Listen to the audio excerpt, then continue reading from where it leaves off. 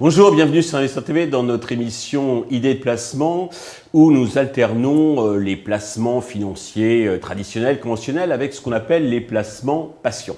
Et aujourd'hui, c'est le célèbre Sébastien Delcamp qui nous a rejoint pour parler d'investissement dans les timbres.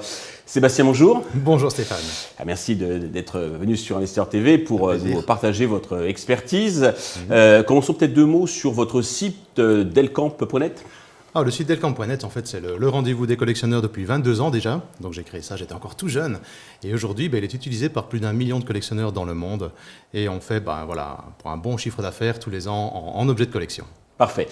Alors, d'abord, directement droit au but, quel est l'intérêt d'investir dans les timbres quand on est un investisseur ? Avant tout, c'est un investissement patient. Donc ça veut dire c'est un investissement qui est intéressant uniquement si on s'y intéresse vraiment. Sinon, il y a d'autres investissements qui sont plus rentables, mais peut-être moins amusants que la philatélie. Le marché des timbres est un marché qui est en constant mouvement. Il y a des choses qui montent, des choses qui descendent, et c'est là qui est important de pouvoir bien se renseigner, d'être guidé, de savoir ce que l'on fait quand on veut vraiment investir dans le marché du timbre. D'accord.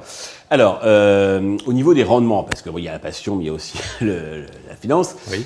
Quel rendement peut-on en attendre ? Quels ont été les rendements observés ? Et bien, si je précise que les rendements passés ne présagent pas des rendements futurs, selon la phrase célèbre. La formule habituelle, oui. Le marché du timbre est un marché qui est assez structuré. Au niveau mondial, il y a beaucoup d'acteurs qui sont encore présents. Il y a des maisons ventes aux enchères, il y a des experts, il y a des professionnels, il y a des clubs de collectionneurs. Ceci dit, il n'y a pas vraiment de documentation centralisée. Il n'y a pas un endroit où on peut savoir comment se porte exactement le marché du timbre, quels sont les pourcentages, quels sont les rendements. Donc nous, on a une sorte de perception de ce qu'on peut voir sur le site Delcamp. On voit des choses qui peuvent monter. Voilà, je peux vous donner une approximation de ce que je ressens étant le rendement possible. À mon avis, un rendement de 5 à 10% est quelque chose qu'on peut envisager avec les timbres aujourd'hui. Okay. Oui. Et effectivement, il n'y a pas d'indice précis comme on a sur d'autres actifs. Il n'existe pas.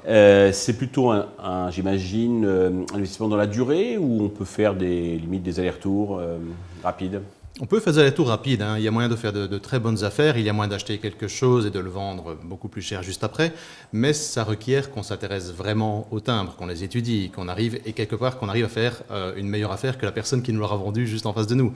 Donc on doit connaître mieux que lui. Et là, on devient plus collectionneur qu'investisseur. D'accord. Alors, les premiers éléments que doit connaître un profane s'il veut commencer donc à s'intéresser dans ce secteur, quels sont les pièges à éviter ? Avant toute chose, quand il y a des objets qui peuvent avoir une certaine valeur, très vite après, il y a les réplicas qui arrivent, il y a les faux, il y a des objets trafiqués. C'est la même chose dans les timbres. Donc depuis, le timbre a été créé en 1840. Depuis lors, il y a eu énormément de faux qui ont été créés. Il y a des doux rêveurs aussi, des gens qui pensent avoir un vrai, mais qui n'est pas vrai et qui vont vous le vendre, même en toute bonne foi. Donc il y a une certaine vigilance à avoir par rapport à ça. C'est les faux ou bien des timbres aussi mal identifiés. On est dans un marché où le petit détail peut changer énormément de choses. Voilà, et s'il y a un petit détail sur le timbre, un dessin qui est modifié, ça peut nettement augmenter sa valeur. Il faut arriver à l'identifier, ce petit détail. Et ça demande aussi une certaine expertise. D'accord. Alors, sur Investisseur TV, on aime bien du concret, des investissements concrets. En fonction donc, des budgets, est-ce que vous donnez quelques exemples d'acquisition Oui. Il y a plusieurs budgets qu'on peut mettre dans une collection. Maintenant, si on envisage la collection de timbres comme un investissement et qu'on ne veut pas spécialement y consacrer beaucoup de temps, forcément, il vaut mieux aller vers des budgets plus élevés que d'acheter des petits timbres dans lesquels on va passer énormément de temps. Ça, c'est bien pour un collectionneur, c'est bien pour un philatéliste qui va passer son temps. Mais dans une optique plus investissement, puisque c'est le thème de l'émission et de la chaîne. Oui, je pense qu'il faudra éviter les timbres en dessous de 1 000 euros, par exemple. Se fixer un seuil à 1 000 euros me semble une bonne idée. Et dans ces timbres-là, il y a des timbres qui fonctionnent mieux que d'autres, dans les différentes périodes, par exemple. Si on prend les timbres français, la période moderne, voire semi-moderne, voilà, ça marche un petit peu en demi-teinte. La période classique, actuellement, marche très bien. La période classique, c'est la période qui va de 1849 pour la France jusqu'à la Première Guerre mondiale. D'accord. Là, il y a moyen de faire de bonnes affaires. Et il y a des timbres qui sont très bien cotés, qui montent encore aujourd'hui, qui montent assez rapidement. Maintenant, si vous avez des plus petits investisseurs qui veulent mettre un petit peu moins ou qui veulent essayer un marché et acheter des timbres à moins de 1 000 euros, ce qui est accessible aujourd'hui, c'est des timbres avec des variétés. Donc il y a des timbres semi-moderne qui date entre les deux guerres ou juste après la Deuxième Guerre, où il y a des petits détails sur les timbres, des choses qui font une différence par rapport au timbre original. Ben, ces timbres-là peuvent se trouver à de petits prix et ils ont tendance à pas mal monter ces dernières années. D'accord. Et de l'autre côté du spectre, donc quels sont les records? Les timbres peuvent atteindre combien? Oh, ben on parle de timbres qui montent à quelques millions d'euros. Donc ici, oui, il y a des timbres qui sont vendus à près de 10 millions d'euros assez récemment.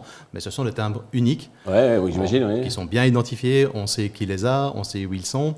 C'est pas évident de les trouver. Maintenant, quelqu'un qui veut vraiment investir, qui veut vraiment jouer le jeu dans la philatélie, oui, bah, il peut viser ce genre de matériel. Oui. D'accord. Alors, pour acheter des timbres, donc, vous avez convaincu, je vais acheter des timbres. Sur votre site, comment ça se passe? C'est des timbres d'entre particuliers, c'est des timbres de professionnels? Comment les transactions sont sécurisées? Et puis, comme vous disiez, est-ce que je ne vais pas me faire refourguer un faux?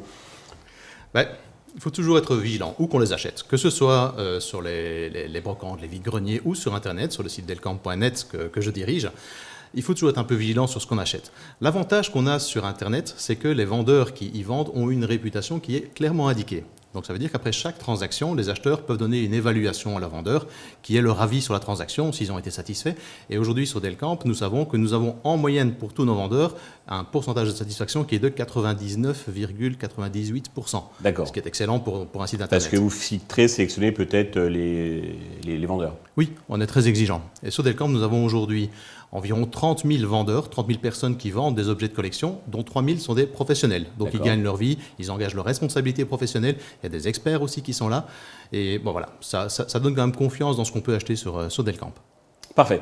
Sébastien, merci d'être venu nous présenter votre expertise. Je reviendrai prochainement pour nous parler de vos autres spécialités, la carte de collection ancienne et bien sûr la monnaie et les billets de banque. Merci. Avec grand plaisir Stéphane, merci. Merci à tous de nous avoir suivis. Je vous donne rendez-vous très prochainement sur Investisseur TV pour de nouvelles idées de placement.